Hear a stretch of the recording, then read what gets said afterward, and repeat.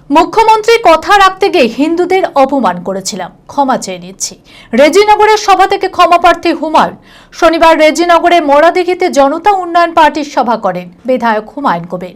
একাধিক কংগ্রেস ও তৃণমূল কর্মী হুমায়ুন কবিরের হাত ধরে যোগদান করেন জনতা উন্নয়ন পার্টিতে। এদিন রাজ্যের মন্ত্রী ফিরহাদ হাকিমের জামাই ইয়াসির হায়দার যোগদান করেন জনতা উন্নয়ন পার্টিতে। মানসিক স্বাস্থ্যের জন্য সবার আগে যে নামটি মনে ভেসে ওঠে, সুস্থ মনের ঠিকানা মনোবীক্ষণ। যোগাযোগ নাম্বার 7477799513।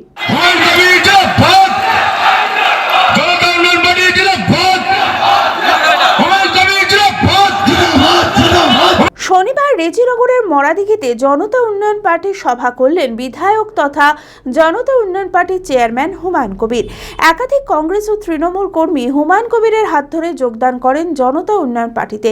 এদিন রাজ্যমন্ত্রী ফিরহাদ হাকিমের জামাই ইয়াসির হায়দার যোগদান করেন জনতা উন্নয়ন পার্টিতে। প্রচুর কর্মী সমর্থক উপস্থিত ছিলেন এদিনের সভায়। তৃণমূল তো 2021-এ ছাড়লাম, কারণ আমি অনেক বড় একটা পোস্ট লিখেছিলাম যেটা অনেক ভাইরাল হয়েছিল। তৃণমূলে তো যে 24 ঘন্টা 365 ডেজ যে কাজ করে পার্টির জন্য, ওদেরকে তো দেখা যায় না। কিন্তু যখনই র্যালি হয়, কখনো মিছিল হয়, সব অভিনেতাদেরকে টলিউড পুরো দেখায়। আমি মনে করি এটা অভিনেতা আর অভিনেত্রীর পার্টি, আর যে ইম্পর্টেন্ট যে কর্মীদেরকে দেওয়া হয় ওটা দেওয়া হয় না। তো আমি নিশ্চয়ই এটা একটা কারণ। যে দলে আমরা যোগদান দিইনি, হুমায়ুন কবির সাহেব আমাদেরকে নিমন্ত্রণ করেছিলেন। আমার মিটিং আছে, আমি প্রত্যেকটা দলকে নিয়ে মিটিং করেছি। আমার আশা, আমার ইচ্ছা আপনারা আসুন।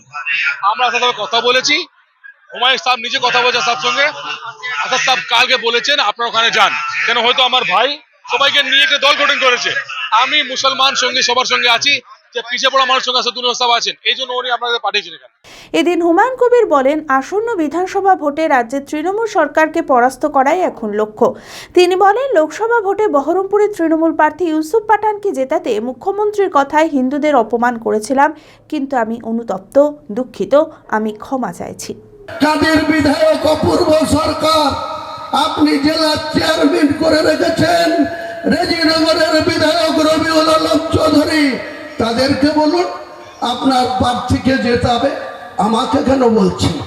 তখন বলেছিল যা হবার হয়েছে, তুমি কেবল, আমি ইউসুফের বাবা মাকে কথা দিয়ে বরোদা থেকে, গুজরাট থেকে বহরমপুরে নিয়ে এসেছি, তুমিই পারবে, তোমার কথা মুর্শিদাবাদের মানুষ শুনে।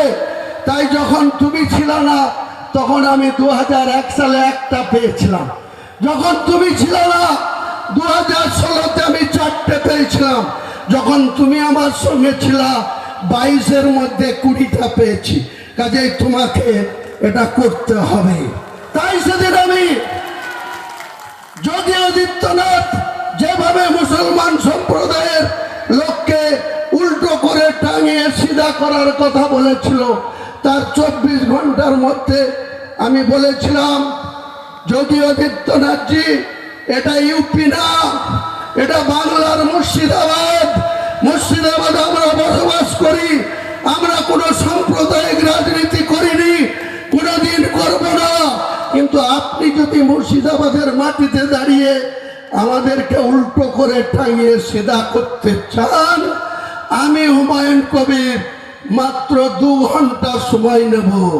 নির্দেশ দিলেই আপনার এই বিজেপি করা হিন্দু কটাকে 2 ঘন্টার মধ্যে ভাগীরথীর জলে ঝাঁপ দেওয়া করাতে পারে।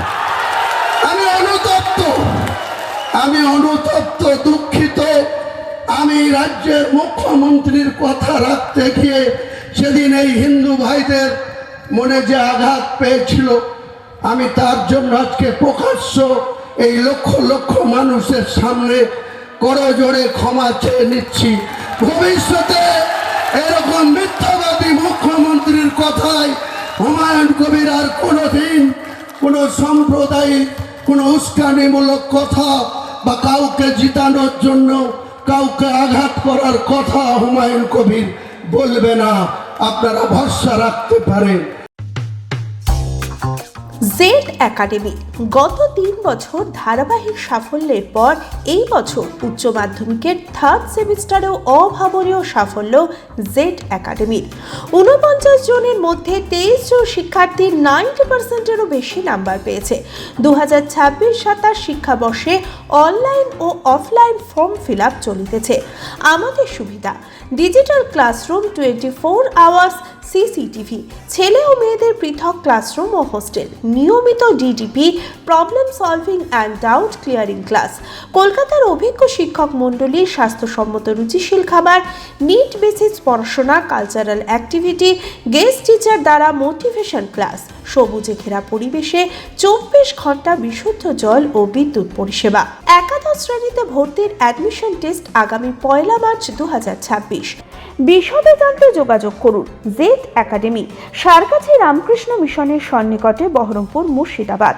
Mobile number 9836187795।